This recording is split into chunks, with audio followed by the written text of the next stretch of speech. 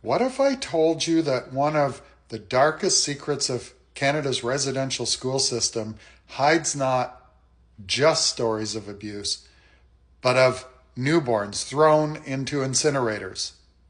Yeah, newborns. This is the story of a baby authorities called Baby X.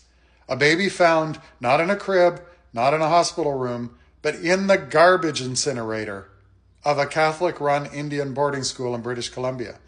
The school, St. Joseph's Mission. The baby, later the father of writer Julian Brave NoiseCat. The time, August 1959. A night watchman hears a cry, is drawn to the incinerator, and amid soot and trash, a newborn boy, somehow alive. Let that sink in. A newborn boy in an incinerator. Because this wasn't an accident. It was the consequence of a system that dehumanized Indigenous children and erased Indigenous mothers. At this school, pregnant Indigenous girls, labeled illegitimate, had their babies hidden, given away, or abandoned. Same with the illegitimate offspring of nuns who'd had sex with priests there. Some ended up in the incinerator.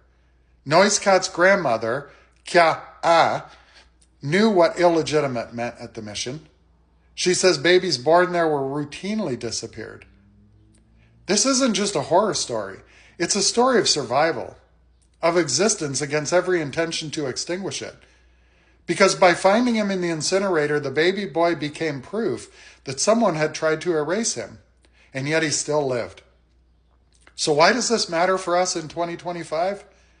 Because the wounds of residential schools are not closed.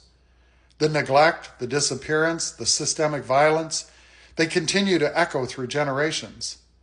And the allegorical risk is real. If babies, the most sacred and vulnerable among us, could be tossed into a fire chamber of institutional power, what else were we supposed to believe about the value of Indigenous lives in that system? Now ask, how many have we not found? How many babies, children, young souls disappeared quietly, without witnesses, without acknowledgement? The story of Baby X demands accountability. It demands reckoning.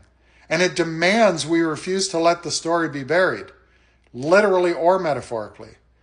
Because silence is the incinerator in which history is consumed. If you're watching this, please remember this baby. Remember the school. Remember the system. Because telling the stories, even the hardest, most grotesque ones, is how we keep memory alive. And where memory lives, healing can begin. So this is your moment to acknowledge what was done, to honor what was survived, to commit that we will not forget and we will not let it happen again. I'll put the name of the book that this true story came from in the description if you want to read more, but drop a fist in the comments if this shook you. And if you're Indigenous, you're seen. Your story matters. I'll be back with more truth-telling because stories like this, they have to be told. Peace out. And if you're not already following me, you should. It's going to be a ride.